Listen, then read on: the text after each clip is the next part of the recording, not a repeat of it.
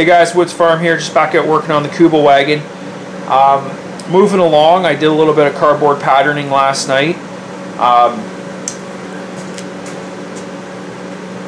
Actual Kubelwagens had 4 sets on each side, so 8 blocks of these vents. I think because I'm at 7 inches here, I can't quite get over far enough, so I think 3 sets or 6 blocks probably works better. And this gets covered with a shroud, so you don't actually see this, so I'm not too worried. I'm doing a later model, so it has a particular ribbing pattern. Right now I'm just debating on whether or not making these spaced out 3.5 inches like the side, or just squeezing it out to 4 inches to fill this space up a little bit better. If I go 4 inches, the last rib, it kind of ends up right around this area. So I have to kind of stare at it and see what I'm going to do, but generally speaking, that's what it's going to look like.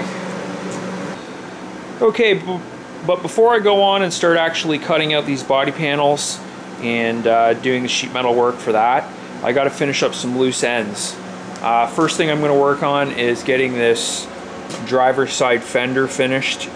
I just have to tack on the lip, do some grinding, and transfer it over to the actual quarter panel. So I want to get that done just so it's out of the way. And then I want to finish this rocker panel. I have to fix that hole which I screwed up. I've got 2 options: either fix the hole or make a whole new one. I'm going to try to fix it, and then I've got the rocker panel to work on the other side. It's already cut out, so I'm going to move ahead and do that, get that sorted out before I go ahead and start working on these bigger panels. I don't know if you can notice that, but that back seat looks a lot better. That piece of wood in there now that represents the back seat, that's actually cut evenly across, and you can see how that bar looks way more level. So a lot better there.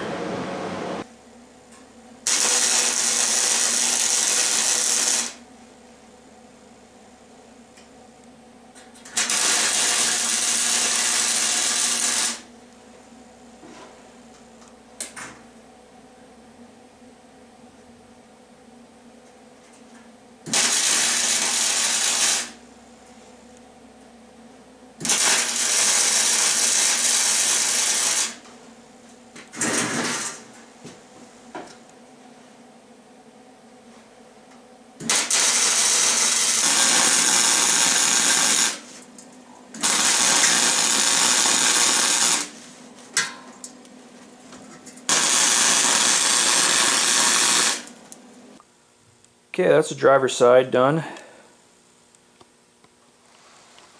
I actually realized that the passenger side needs to come off and get welded as well. It just has tacks like every 10 inches or so.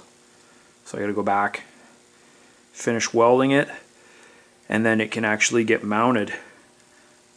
I'm pretty sure I'm gonna go and use bolts to do this. I'm just gonna bolt it on. So basically I used the bar to rest on top of the fender, on the front fender, and then going back to the rear fender, used a level to find out exactly how high it needs to be, and then I compared that with measurements from the passenger side to the driver's side, and I got an idea where it needs to get cut. So I'm erring on the side of caution, so I'm going to cut it a little large. That way if I have to drop it down or raise it up, I've got the material to do that. But I just got to pull out the jigsaw and cut that arc, and then I'll be able to temporarily mount the fender onto this side. Okay, that's a better example of what I was just talking about. There's the bar sitting on the back fender, coming across, sitting on the front fender. It's level. It tells me that the fenders are at the same height. Also measuring that distance between the lower, that bar there that forms the top of the lower rocker panel. You measure that at the front and the back at that bar height, and you get, it's within an eighth. It's really close, so good enough for me.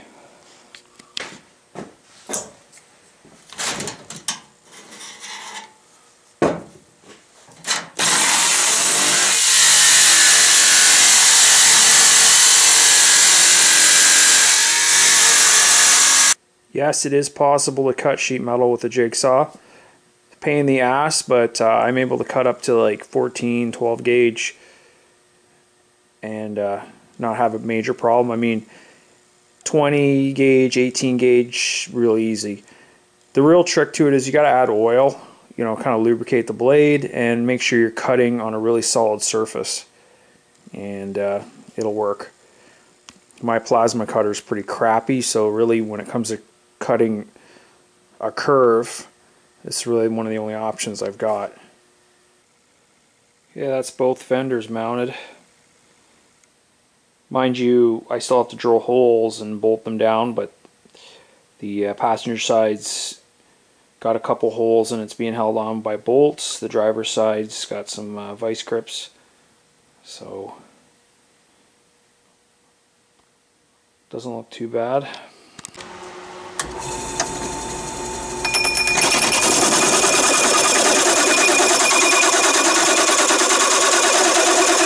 Okay, so I drilled a hole in a piece of 16 gauge and I cut out a 3-inch square, and I've got that positioned on the inside. I'm just going to tack it down, and then hopefully I should be able to go to the outside and just put a bead around it and kind of fill in the material that I cut away, because what happened is I cut the hole a little too big. So that's what I'm going to try to do to fix this. Okay, so that's a big improvement. It's a lot tighter of a fit. So now what's going to happen is when this plate gets attached, I'm going to actually tack it down and run a bead around it, and it should kind of clean up nicely and look okay once it gets painted. I realized that this piece of tube was going to be an egress point for moisture and water to get inside between the rocker panels. So I carefully put a disc in there and then welded it from the back side to kind of cap it off, and I'll probably put some caulking in there as well just to keep any water from splashing in there and then making its way in between the two panels. It would have been easier to have capped that off way back when I installed it, but I didn't think of that at the time. Okay, so the next step is I got to pattern out the panels for the inside of the rocker. I want to do that because I want these panels to be actually welded in place, and then I'm going to go ahead and paint the inside. All of this needs to get a coat of paint. I think it's just going to help it last a lot longer. And part of this is I've decided to go ahead and add another tab down here with probably a 3/8, a threaded 3/8 bolt. And similar to this is the seatbelt mounting point. There'll be another mounting point down here and maybe one right around here. That will allow me to later add, you know, toolboxes or maybe a machine gun mount or some sort of accessories. I'll have a secure, solid place to kind of bolt that stuff down. There's no evidence of Kubel's having that kind of a mounting point, but I think it's a good addition. Plus, it'll be really discreet. It'll just end up being a couple small holes down there that are threaded. Okay, so that's the end result. The upper hole is for the seatbelt. The lower hole is a mounting point, and then 6 inches over, there's another mounting point.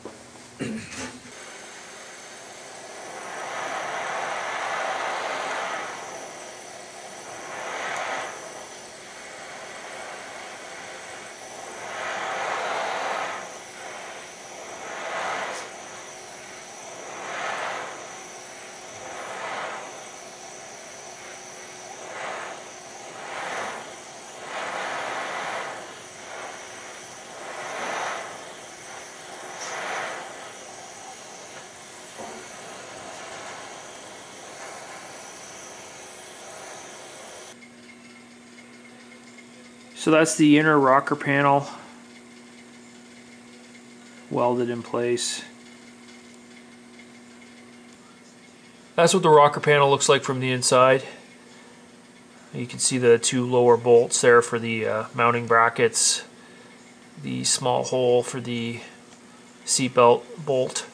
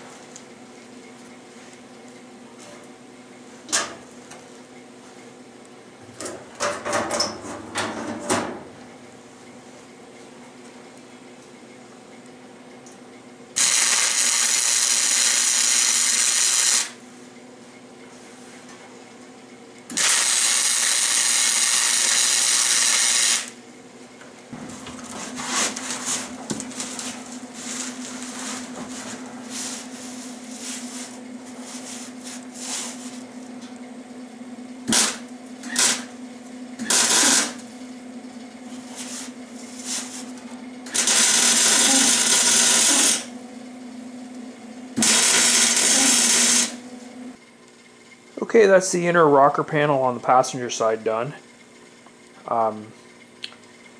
So this is two different panels. They get divided by the door pillar, the center door pillar. I got better at this. I ended up actually welding the front panel from the back and underneath. I didn't think I could do that, and then I gave it a shot and it worked out a lot better. I'll show you what I mean. So there's the issue. The bottom seam isn't a problem to do from the inside, but the top seam for the back panel, I just put a series of spot welds all down the top edge. Kind of looks shitty. I know paint's going to cover a lot of that, but then on the front panel I got a little more brave and just tried to weld it from the outside, and it worked out a lot better. I was actually able to do it. So when it comes to doing the driver's side, that's what I'm going to do. It looks a lot cleaner. Okay, so I just went ahead and taped the edges where I'm going to have to weld the outer panel, and I'm going to go and paint the inside of this rocker panel. I think I'm just going to give it some primer, and maybe the bottom rail I'm going to put some rust paint on it. Okay, so there it is with the primer, and like I said, I'm just doing this for kind of rust protection. Of course, the weather conditions aren't ideal for painting, but I've got the wood stove going. It's really warm in the garage right now. It's going to be warm for several hours, so I'm hopeful that the paint's going to cure properly. That said, it's not a critical area. It's going to get sealed up, so I'm not too worried about it. Today I'm going to work on some odds and ends. I'm going to seal up these little holes here. I got to finish that. It's the last little part of the back seat. I'm also going to go ahead and work on the inside of the front quarter panels. This needs a piece of angle iron. That edge there, you see where I left it, I didn't paint. That's going to get a piece of angle on it. That is going to get welded to the inside of the wheel well and the firewall, and then it's going to be an attachment point. It's going to get welded to the fender, or the quarter panel I should say. So I'm going to go ahead and work on that today. I might pull this fender off because it needs a little piece cut out of the metal.